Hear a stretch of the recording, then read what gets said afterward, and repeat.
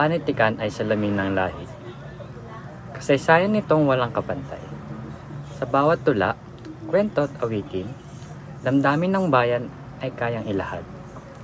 Ito ay yaman ng ating kultura, pamana ng ating mga ninuno.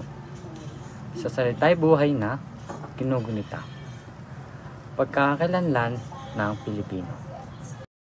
Pinili ko si Bathala dahil siya ang kinikilalang pinakamakapangyarihang Diyos sa mga sinuunang paniniwala ng mga Tagalog.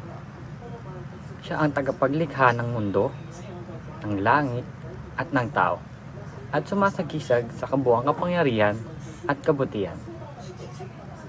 Gusto ko siya dahil sa kanyang mapagkalingang katangian bilang tagapaglikha. Sa kabila ng kanyang lakas, hindi siya gumamit ng dahas, kundi nilikha niya ang mundo upang ito ay pagyamanin at tirhan ng mga nilalang. Sa ganitong paraan, makikita natin kung paano pinapahalagaan ng ating mga ninuno ang balanse ng kalikasan at espiritual na pananampalataya. Si Bathala ay isang paalala na ang tunay na kapangyarihan ay dapat gamitin sa kabutihan at pagkakaisa, hindi sa pananakot o pang-aapi.